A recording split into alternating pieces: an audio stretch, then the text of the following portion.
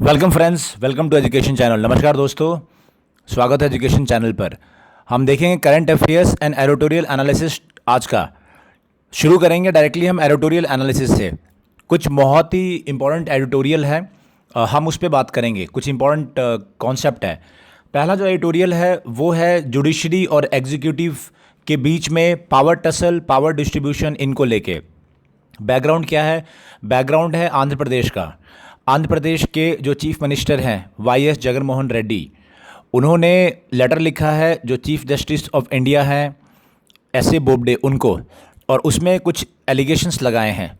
और उसके बाद जो जो हुआ है और उसका बैकग्राउंड क्या है, उन सब के बारे में ये एडिटोरियल है। तो आइए देखते हैं, शुरू करते हैं। तो पहले ये जो राइटर हैं ये हैं, सीनियर एडवोकेट हैं Madras high court, Chennai high court के। उन्होंने ये आर्टिकल लिखा है। क्या कहते हैं वो ये कहते हैं कि इस बार जो लेटर लिखा है ये जस्टिस एन वी रमन्ना के खिलाफ ये लेटर लिखा है। फिर कहते हैं कि एन वी रमन्ना हैं, ये सीनियर मोस्ट जज है सीजीआई के बाद में, चीफ जस्टिस ऑफ इंडिया के बाद में सीनियर मोस्ट जज है। और सीनियरिटी के हिसाब से अप्रैल 2021 में चीफ जस्टिस ऑफ इंडिया भी बन सकते हैं सीनियरिटी रूल के हिसाब से। फिर ये कहते हैं कि चीफ मिनिस्टर के लेटर में क्या लिखा है। चीफ मिनिस्टर ने अपने लेटर में लिखा है कि एग्जीक्यूटिव जुडिशरी और लेजिस्लेचर के साथ ही एक इम्पॉर्टेंट पार्टनर है लोगों के सर्व करने के लिए, people to serve the people. फिर ये लेटर में ये लिखा है कि जुडिशियल रिव्यू जो है वो इम्पॉर्टेंट पावर है कॉन्स्टिट्यूशन के तहत, और इसीलिए बहुत इम्पॉर्टेंट है जजेस को कि जो रिव्यू कर रहे हैं, लॉ को इंटरप्रेट कर रहे हैं, उनकी इंटीग्रिटी वो अप टू मार्क होनी चाहिए। फिर उसके बाद कई एलिगेशंस वो लगा रहे हैं जस्टिस रमन्ना पे। वो एलिगेशन ये लगा रहे हैं, ये जो राइटर हैं ये कह रहे हैं कि जस्टिस रमन्ना क्लोज है जो पहले चीफ मिनिस्टर रहे हैं चंद्रबाबू नायडू और उनकी पार्टी तेलुगु देशम पार्टी के। कैसे रहे हैं? क्योंकि वो एडिशनल एडवोकेट जनरल रहे हैं उस पार्टी का जब कार्यकाल था उसके दौरान में। एंड इसके बारे में जो पुराने सुप्रीम कोर्ट के जस्टिस थे, जस्टिस जे चलमेश्वर, उन्होंने भी इसके बारे में कमेंट किया था कि किस तरीके से जो जस्टिस रमन्ना है वो इनके काफ़ी क्लोज हैं चंद्रबाबू नायडू के। और उसके बाद ये कह रहे हैं कि जस्टिस रमन्ना जो स्टेट चीफ जस्टिस है, आंध्र प्रदेश के जो चीफ जस्टिस है, उनके माध्यम से जो रोस्टर हैं, जो केसेस अलॉट हुए हैं, उनको इन्फ्लुएंस करते हैं। और फिर ये बात कहते हैं कि जो भी स्टेट पॉलिसी और टीडीपी पार्टी के इंटरेस्ट के जो केसेस हैं वो कुछ सेलेक्टेड जजेस को दिए जाते हैं। फिर उसके बाद ये कहते हैं कि कई ऐसे महत्वपूर्ण डिसीजन, जैसे कि कैबिनेट ने डिसीजन लिया था कि तेलुगु देशम पार्टी के कार्यकाल के दौरान जो करप्शन हुआ है उसको स्पेशल इन्वेस्टिगेटिंग टीम उसको इन्वेस्टिगेट कर देगी, तो उसको भी हाई कोर्ट ने इस डिसीजन को स्टे कर दिया। तो ये मानना है इनका कि चूंकि टीडीपी के खिलाफ था, चंद्रबाबू नायडू के खिलाफ ये डिसीजन था, तो इसको स्टे कर दिया गया। फिर वो बात कहते हैं कि जगनमोहन रेड्डी सरकार के द्वारा पिछले 1.5 साल में जो भी डिसीजन लिए गए हैं, कई इंपॉर्टेंट डिसीजन, उन सबको जो जुडिशरी के द्वारा किसी न किसी कारण से रुकवा दिया गया है या अफेक्ट किया गया है। जैसे कि जो कैपिटल है अमरावती में पहले प्रपोज था, उसको शिफ्ट करने का जब प्रपोजल लेजिस्लेचर ने बनाया तो उसको रोक दिया। फिर उसके बाद आंध्र प्रदेश लेजिस्लेटिव काउंसिल को एबॉलिश करने के लिए लेजिस्लेचर ने कदम उठाया तो उसको रोक दिया।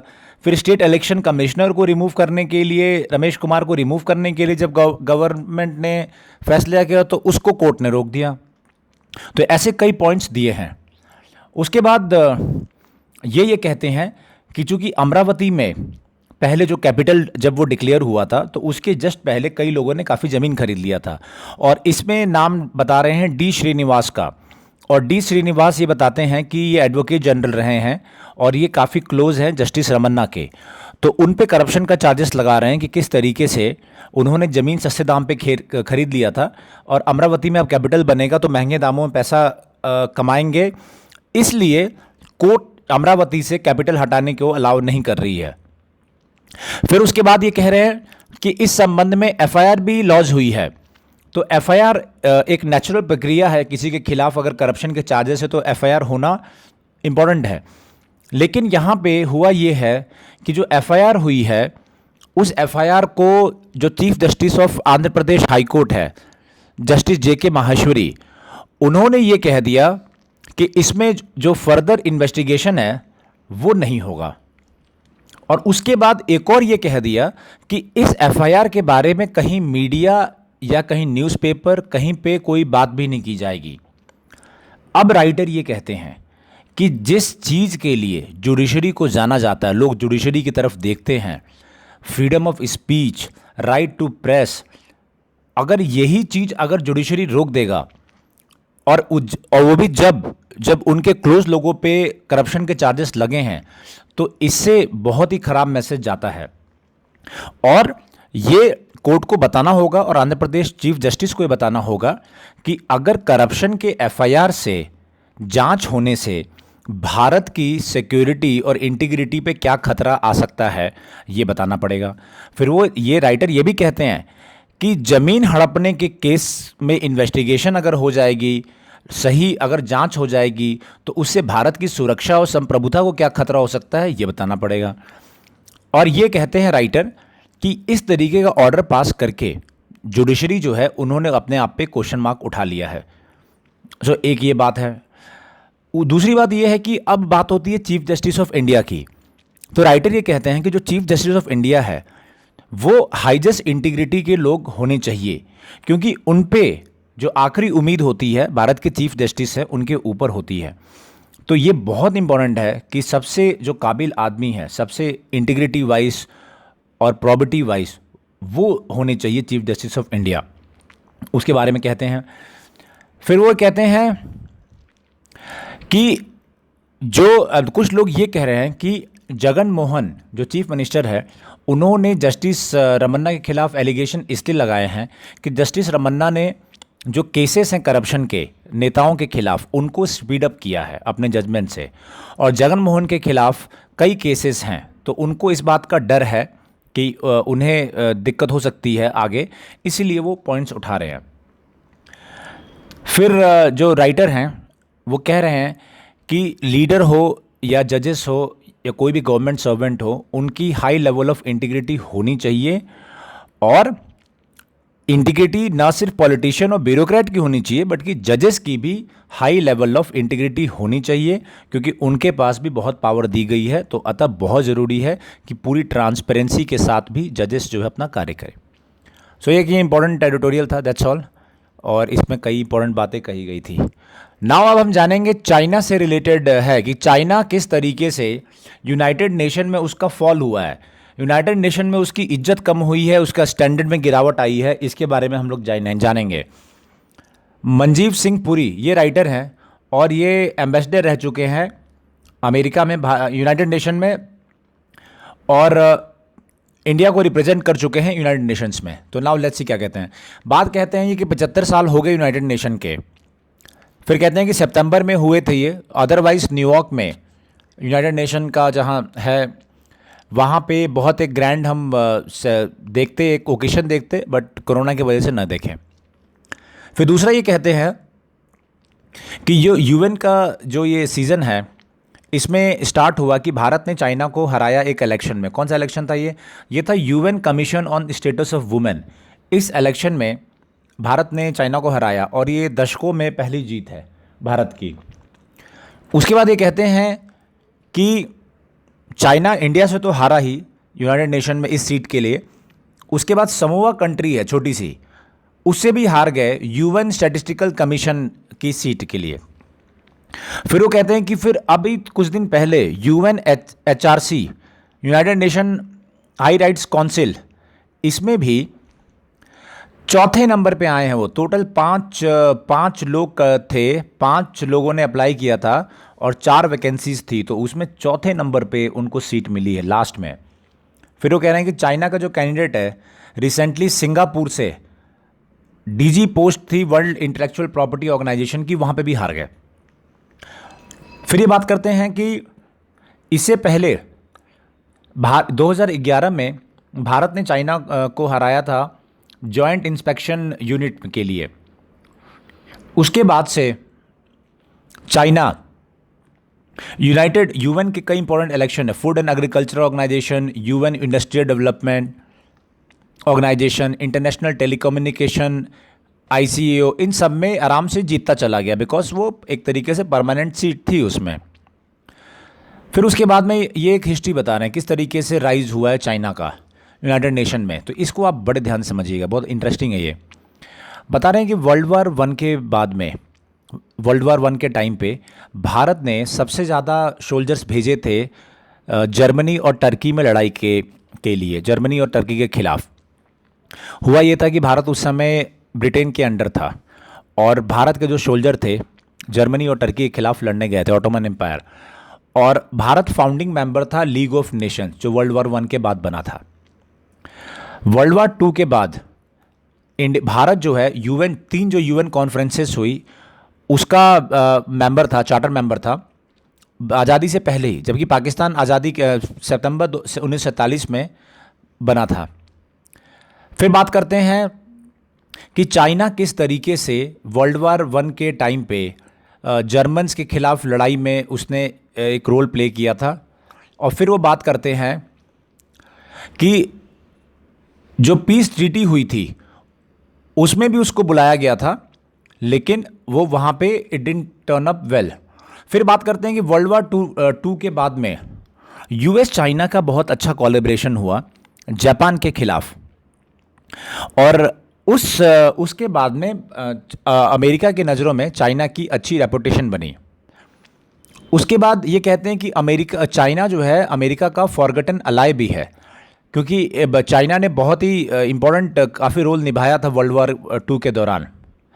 फिर उसके बाद ये बहुत इंपॉर्टेंट है, ध्यान सुनिए। अब ये कहते हैं कि वर्ल्ड वार टू के बाद यूएस ने एक ग्रुप बनाया 4 पुलिसमैन का, 4 पुलिसमैन ग्रुप बना। उस 4 पुलिसमैन के ग्रुप में जो वर्ल्ड वार टू के जो विजेता थे, बाकी 2 लोग वो थे, एक था अमेरिका, एक था चाइना, और 2 थे यूके और यूएसएसआर। तो 4 पुलिस वाले जो ग्रुप बना उसमें चाइना भी था। उसके बाद में फ्रांस भी जुड़ गया, और यही 5 जो हैं फिर बाद में 1945 में जो यूएन चार्टर हुआ उसमें जो है ये परमानेंट इनको सीट वाले मेंबर बन गए। लेकिन एक इम्पॉर्टेंट चीज़ है, बहुत इम्पॉर्टेंट चीज़ ये है कि जो वो चाइना जो उस समय 4 पुलिसमैन ग्रुप में था या परमानेंट सीट जिसको मिली थी, वो चाइना था रिपब्लिक ऑफ चाइना, और कुओमिंतांग के द्वारा जो लीड किया गया था, मतलब जो चाइना में उनका राज्य था। उसके बाद मेन लैंड पे जो कम्युनिस्ट थे उनके बीच में और कुओमिंतांग के बीच में लड़ाई हुई, और उसके बाद वो चले गए फॉर्मोसा, जिसको ताइवान आज बोलते हैं, वहाँ पे जाके अपना फर्दर जो गवर्नमेंट अपनी बसा ली, और people Republic of China main land में बन गया। और मेन लैंड का जो ये चाइना है, जो आज का चाइना जिसको बोलते हैं people Republic of China PRC, वो यूनाइटेड नेशन का परमानेंट मेंबर या नहीं था जब ये बात हुई थी। कौन था? Republic of China. अब रिपब्लिक ऑफ चाइना कहाँ चला गया? रिपब्लिक ऑफ चाइना चले गए थे ताइवान में।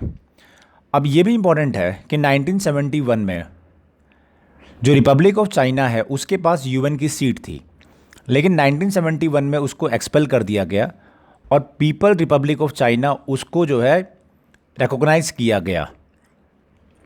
उसके बाद क्या हुआ? उसके बाद 1972 में उसी के दौरान जो रिचर्ड निक्सन थे यूएस प्रेसिडेंट, वो जाते हैं चाइना, बीजिंग जाते हैं, और वहाँ जाने के बाद में इकोनॉमिक ग्रोथ शुरू हो जाता है चाइना का, क्योंकि चाइना अपनी इकोनॉमी को ओपन करता है और चाइना में इकोनॉमिक बूस्ट हो जाता है। उसके बाद में फिर ये कहते हैं कि लेकिन इतने सालों तक इकोनॉमिक ग्रोथ होने के बाद में अब फिर से कोरोना के दौरान पे चाइना के जो रियल इंटेंशन है वो निकल के आए हैं, किस तरीके से चाइना जो है प्रॉब्लम क्रिएट कर रहा है ना। फिर ये बात करते हैं कि आज के टाइम पे इंस्टीट्यूशनल रिफॉर्म्स की आवश्यकता है, तो ये बात करते हैं यूनाइटेड नेशन सिक्योरिटी काउंसिल में। और फिर कहते हैं कि जिस तरीके से जर्मनी, जापान, ब्राज़ील और इंडिया ने G4 ने ये कहा है कि यूनाइटेड नेशन सिक्योरिटी काउंसिल में रिफॉर्म होना चाहिए, तो वो एक बहुत इंपॉर्टेंट कदम है और आने वाले दिनों में ये स्टेप्स होने ही चाहिए। फिर ये बात करते हैं कि भारत की पोजीशन के लिए, तो भारत की पोजीशन में ये कहते हैं कि भारत 2 साल के लिए जो टेम्प्रोरी सीट है उसमें इलेक्ट हुआ है यूनाइटेड नेशन सिक्योरिटी काउंसिल के। साथ ही साथ इंडिया ब्रिक्स समिट को भी ऑर्गेनाइज करेगा नेक्स्ट ईयर और G20 समिट भी करेगा 2022 में। तो भारत जो है ग्लोबल लेवल पे एक बहुत बड़ा रोल प्ले करने के लिए रेडी है। और चाइना जो एक्शंस है, जिस तरीके से उसको यूनाइटेड नेशन की जो अलग अलग बॉडीज़ हैं उनको इलेक्शन में हार मिली है या फिर नेगेटिव रिएक्शन मिला है, जो वीटो कर दिया उसने डिस्कशन करने के लिए यूनाइटेड नेशन में जो कोरोना पे डिस्कशन होने के लिए जो वीटो किया था, इन सब को लेके चाइना का इंप्रेशन ख़राब हुआ है। बट इंडिया के लिए इम्पॉर्टेंट ये समय है जो मल्टीलैटरिज्म में इम्पॉर्टेंट रोल निभाए और अपने आप को ग्लोबल लीडर के रूप में इस्टेब्लिश करे। So that's regarding that. So ये नाउ एडिटोरियल है, ये है आपका रिलेटेड है JNK से। JNK में कल मैंने बताया था कि Gupkar declaration, people alliance for Gupkar declaration, उसको लेके बातचीत हुई है। गुपकर डिक्लेरेशन मैंने बताया था पिछले सेशन में कि फुल अगस्त में 2019 में जब ये बिल आने वाला था रीऑर्गेनाइजेशन ऑफ JNK, उस समय पे कई पार्टीज़ थी वो मिली, जिसमें NC national conference, PDP people conference, Awami national conference, JNK people movement, ये सब मिले और उन सब ने मिलके ये किया कि जो JNK है उसका स्टेटहुड ख़त्म नहीं होना चाहिए और उसका 370 और 35 वे वो एज इट इज़ बने रहने चाहिए, उसके फेवर में डिक्लेरेशन किया गया था। तो उसी को अब आपको मैंने बताया भी था कि PDP की जो लीडर हैं महबूबा मुफ्ती और फारूक अब्दुल्ला नेशनल कॉन्फ्रेंस के जो है, दोनों डिटेन किए गए थे पब्लिक सेफ्टी एक्ट के तहत। वो दोनों की डिटेंशन ख़त्म कर दी गई है। नाउ डिटेंशन ख़त्म होने के बाद में फिर से ये पार्टीज़ है वो इकट्ठी हुई है और सेम चीज़ उन्होंने दोहराया है कि किस तरीके से जो स्टेटहुड है या 370 या 35A के अगेंस्ट फिर से वो दे विल स्टार्ट एजिटेशंस। तो ये बेसिकली रिलेटेड है इसमें। ना ये है IMF इंटरनेशनल मॉनेटरी फंड से रिलेटेड, इकोनॉमी से संबंधित है, ध्यान से समझिएगा इसको। ये कहते हैं कि IMF की जो लेटेस्ट वर्ल्ड इकोनॉमिक आउटलुक है, इसमें बात की गई है कि किस तरीके से कोरोना की वजह से इकोनॉमी इफेक्ट होने जा रही है।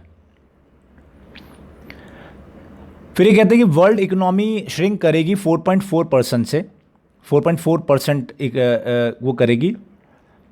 उसके बाद 2021 में इट्स एक्सपेक्टेड टू राइज। फिर ये बात करते हैं अलग अलग क्वार्टर्स में अलग अलग तरीके से इकोनॉमी विल रिएक्ट। फिर कहते हैं कि पैंडेमिक में जो लेबर मार्केट है वो अफेक्ट हुआ है, स्कूलिंग लॉस्ट स्कूलिंग, क्योंकि काफ़ी बच्चे स्कूल नहीं जा पाए तो उससे ह्यूमन कैपिटल इम्पैक्ट होगा। और कह रहे हैं कि जो ग्लोबल ग्रोथ है 3.5% रह जाएगा मीडियम टर्म में। जो लॉस है मॉनेटरी लॉस होगा 2020 से 2025 के बीच में 28 ट्रिलियन का रहेगा। उसके बाद फिर ये कहते हैं कि पैंडेमिक कोरोना की वजह से जो अलग अलग इकोनॉमी हैं उनके बीच में गैप काफ़ी बढ़ जाएगा। और फिर ये कह रहे हैं कि जो वैक्सीन्स है उनकी ट्रीटमेंट अवेलेबल होने के लिए सारे कंट्रीज़ को साथ में मिलकर काम करना पड़ेगा। फिर 9 ट्रिलियन 2025 तक 9 ट्रिलियन का खर्चा आएगा, 9 ट्रिलियन डॉलर का, किसके लिए? वैक्सीन के लिए और मेडिकल केयर के लिए। और फिर ये बात कह रहे हैं कि किस तरीके से जो वल्नरेबल सेक्शन है उन तक पैसा पहुंचाने की आवश्यकता है जिससे कि वो सर्वाइव कर सके। तो ये बात इन्होंने की है, किसने? IMF ने किया है, जो recent world economic outlook publish किया। सो ये 4 थे इंपॉर्टेंट, ये चारों मैंने आपको कवर कर दिए। Now let's will start with the basic news. Basic से शुरू करेंगे। क्या है ये है MSP से रिलेटेड, मिनिमम सपोर्ट प्राइस। ना इससे रिलेटेड मैंने ऑलरेडी एक वीडियो डाल चुका हूँ, एग्रीकल्चर बिल से भी रिलेटेड और MSP से भी। तो आप उस वीडियो को देखिए, आपको सारी चीज़ें समझ में आ जाएगी। इंपॉर्टेंट इसमें एक चीज़ है, 75th एनिवर्सरी थी किसकी? फूड एंड एग्रीकल्चरल ऑर्गेनाइजेशन की। तो मैं चाहूँगा आप उठाइए food and FAO, food and agriculture organisation क्या होता है, कहाँ पे है, क्या इसके टारगेट्स हैं, क्या क्या प्रिंसिपल्स हैं, वो लिख लीजिए। एमएसपी और इस पे आई एम श्योर आपके डाउट सब क्लियर होंगे एपीएमसी पे, तो वो आपको ध्यान रहे। और उसके अलावा जो हमारे प्राइम मिनिस्टर उन्होंने कहा है कि जो एमएसपी है और गवर्नमेंट बाइंग वो ख़त्म नहीं की जाएगी। लोगों को मैंने हालांकि अपने वीडियो में भी समझाया इन चीज़ों को कि क्या किसानों के डाउट्स हैं और क्या गवर्नमेंट ने कहा है।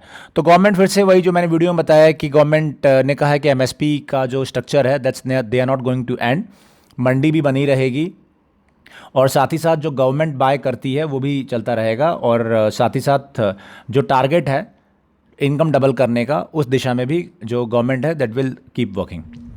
नाउ यहाँ पे है स्टबल बर्निंग, जो खेती के बाद जो निकलता है उसके बर्निंग से लेके।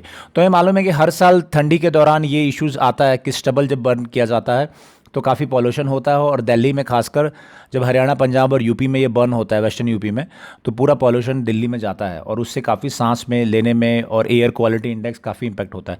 अब क्या इंपॉर्टेंट है, इंपॉर्टेंट ये है कि फॉर्मर सुप्रीम कोर्ट जज मदन बी लोकुर इनको अपॉइंट किया गया है, और इनको अपॉइंट किया गया है क्या करेंगे, ये वन मैन कमेटी है, ये मॉनिटर करेंगे और स्टबल बर्निंग को रुकवाएंगे। इनकी मदद के लिए कौन करेंगे, इनकी मदद करेंगे स्टूडेंट वॉलंटियर फोर्स बनाया गया है।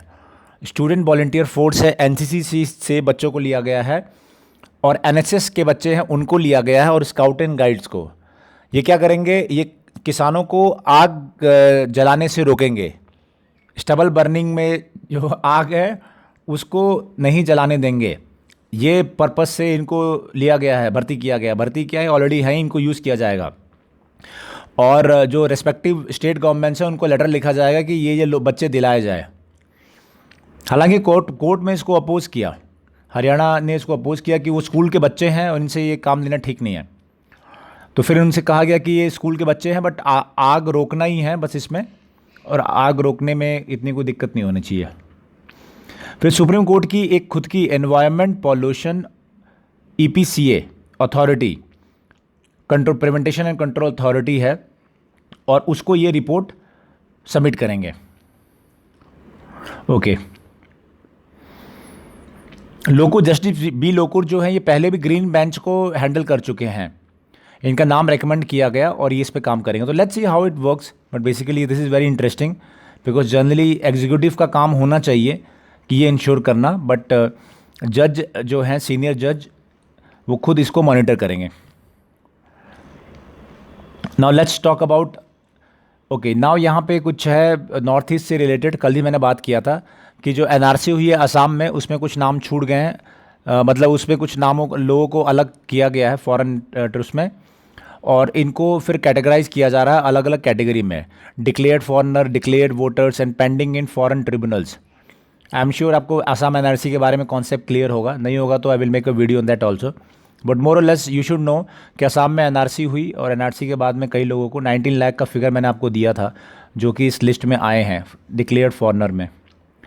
ये है असम से जहाँ पे कि Bodoland statehood, Bodoland territorial council है वहाँ पे, बट उन्होंने फिर से स्टेटहुड की डिमांड को दोबारा स्टार्ट करने की बात कही है। That's related to north east. Now this related to science and technology, इसमें है Pune based national centre for radio astrophysics NCRA-TIFR and Raman research institute है बेंगलुरु में। इन्होंने upgraded giant microwave radio telescope use किया है to atomic hydrogen content of galaxies, इसके लिए। सो ये है ग्रीन पर्टिकुलर, तो इसमें और भी रिसर्च जो है वो चल रहा है, बट एज ऑफ नाउ यही है for the first time measure the atomic hydrogen gas content of star forming galaxies about 8 billion years ago। So आपको ये जगह याद होनी चाहिए, और ये giant metre wave radio telescope है, ये आपको ध्यान होना चाहिए। तो आप मेरे को ये बताएंगे कि इसकी कैपेसिटी क्या है, मतलब इसके जो टेक्निकल स्पेसिफिकेशन है मीटर वेव रेडियो टेलीस्कोप के, आप उसको पता करिए और फिर आप कमेंट में लिखिए। ये बहुत इंपॉर्टेंट है, क्वेश्चन आएगा तो इसी तरीके से आएगा, आपको टेक्निकल स्पेसिफिकेशन देने पड़ेगा, तो you just go through that and आप बताइए इसको। एडिटोरियल हमने कवर कर लिया। ये एक इम्पॉर्टेंट है, ये जगह है चन्नापटना, बेंगलुरु के पास में 60 किलोमीटर। आपको याद होगा कुछ दिन पहले मैंने बताया भी था कि जो हमारे प्राइम मिनिस्टर है उन्होंने कहा था कि जो खिलौने बनाने में इंडिया को उसमें इनिशिएटिव लेना चाहिए और बहुत बड़ा मार्केट है उसका। तो चन्नापटना एक ऐसी जगह है जहाँ पे खिलौने बनाए जाते हैं, और उन्होंने अपने कुछ प्रॉब्लम्स बताई है कि डीमोनेटाइजेशन प्रॉब्लम बताई है, उसके बाद 12% जो जीएसटी लगता है वो जो बताते चीज़ बनाते हैं उस पर, प्लस चाइना से जो सस्ता माल आता है वो सब, कई इश्यूज़ बताए हैं। तो ये सब आप थोड़ा सा पढ़ लीजिएगा। इसमें मैंने यही कर दिया कि इनको जीआई, जो यहाँ के खिलौने हैं उनको जीआई टैग भी मिला हुआ है। तो उसके बाद भी कई इश्यूज़ हैं, कुछ अच्छे पॉइंट्स भी हैं that I have highlighted, and then there are other points also which you can put it into your notes. ये है हंगर इंडेक्स से रिलेटेड, जो हंगर इंडेक्स है वो ग्लोबल हंगर इंडेक्स वो किया गया है, डिक्लेयर किया गया है। उसमें भारत की जो पोजीशन है वो इस इंडेक्स के हिसाब से काफ़ी ख़राब है, और भारत जो है बांग्लादेश और पाकिस्तान से भी एज सच तो नीचे बता रहे हैं, but they are certain other parameters, कुछ अदर पैरामीटर्स है जिस पे काफ़ी अच्छा किया भारत ने। सो आप इस इंडेक्स को देख लेंगे, ओवरऑल अलग अलग इसमें है स्टंटिंग, 4 कॉन्सेप्ट है, कॉन्सेप्ट आप ध्यान रखिए। ग्लोबल हंगर इंडेक्स जो है ये 4 इंडिकेटर देखता है, अंडर नरिशमेंट देखता है, चाइल्ड वेस्टिंग देखता है, चाइल्ड स्टंटिंग देखता है, चाइल्ड मोटेलिटी देखता है। तो मोटेलिटी का तो मतलब होता है मृत्यु दर, स्टंटिंग और वेस्टिंग का वो है डेफिनेशन है कि वेस्टिंग का है कि हाइट के हिसाब से कम वज़न होना, और स्टंटिंग का है कि एज के हिसाब से कम हाइट होना। तो ये है, तो ये इंडिकेटर्स के हिसाब से ये ग्लोबल हंगर इंडेक्स आया है, और इसमें भारत का स्थान 94 है। 107 कंट्री के लिए ये किया गया है। ओके, J&K से एक न्यूज़ है कि रिहेबिलिटेशन पॉलिसीज़ वहाँ के जो भी लोग गिव अप कर देते हैं, आर्म्स छोड़ देते हैं, तो उनके लिए के बारे में बात चल रहा है। सो दिस इज़ सिक्योरिटी के हिसाब से this is important point. Now if you talk about international relations और वर्ल्ड थिंग, इसमें हमारे पास है वर्ल्ड में कई चीज़ें हैं। किर्गिस्तान में मैंने बताया था, एक वीडियो मैंने बनाया है, आप देख सकते हैं इस वीडियो को, किर्गिस्तान में क्या प्रॉब्लम हो रही है और किस तरीके का रेवोल्यूशन या क्रांति वहाँ पे किर्गिस्तान में हो रही है। तो वहाँ मैंने बताया था कि वहाँ के जो इलेक्शन था, तो इलेक्शन में वहाँ प्रॉब्लम हो गई थी इलेक्शन के बाद में। तो वहाँ पे किर्गिस्तान के जो प्राइम मिनिस्टर है उन्होंने अभी कार्यभार संभाला है प्रेसिडेंट का, एंड प्रेसिडेंट ने वहाँ पे रेजिग्नेशन भी दे दिया था। So that is one thing, आप वो वीडियो देख सकते हैं किस तरीके से क्या कहाँ पे है किर्गिस्तान, क्या वहाँ प्रॉब्लम है। तो उस वीडियो को देखेंगे तो बेसिक थिंग आपको आइडिया लग जाएगा, और भारत का क्या क्या पर्सपेक्टिव है वो भी उसमें है, तो आप उसको ज़रूर देखिए। ये है Russia Caspian war game. Caspian sea है अज़रबैजान के बगल में, और ये न्यूज़ है कि रशिया ने नेवल एक्सरसाइज शुरू कर दिया है कैस्पियन सी में, जो अज़रबैजान की जो कैपिटल है बाकू के पास में ही ये नेवल एक्सरसाइज शुरू हो चुकी है। आपको मालूम है कि अज़रबैजान और आर्मेनिया के बीच में लड़ाई चल रही है, उसका मैंने ऑलरेडी वीडियो बना दिया, आप उस वीडियो को जाइए ज़रूर देखिए, आपको सारी चीज़ें जानकारी हो जाएगी। तो अब ये नई न्यूज़ है कि रशिया जो है वहाँ पे नेवल एक्सरसाइज कर रहा है बाकू के पास में। और यही बता दूं कि जो आर्मेनिया है वो CSTO ट्रीटी के तहत रशिया का अलाय है। क्या है CSTO treaty? Collective security treaty organisation, military एक अलायंस है, और अगर आर्मेनिया पे ज़्यादा अगर लोड पड़ता है तो ये आर्मेनिया उम्मीद करेगा कि रशिया उसकी मदद करेगा। ओके, बेलारूस में ऑलरेडी प्रॉब्लम चली रही है, मैं आपको बता चुका हूँ। ना यहाँ फिलीपींस ने कहा है कि साउथ चाइना सी में अगर चाइना उसके एरियाज में ऑयल एंड नेचुरल गैस पे ज़बरदस्ती कब्जा करने की कोशिश करता है तो फिलीपींस पूरी लड़ाई लड़ेगा, ऐसा कहा है फिलीपींस ने साउथ चाइना सी में चाइना के खिलाफ। ओके, इंपॉर्टेंट पॉइंट है इसमें, एक मैंने यहाँ पे हाईलाइट कर दिया है, maritime under 1982 UN convention on the law of the C.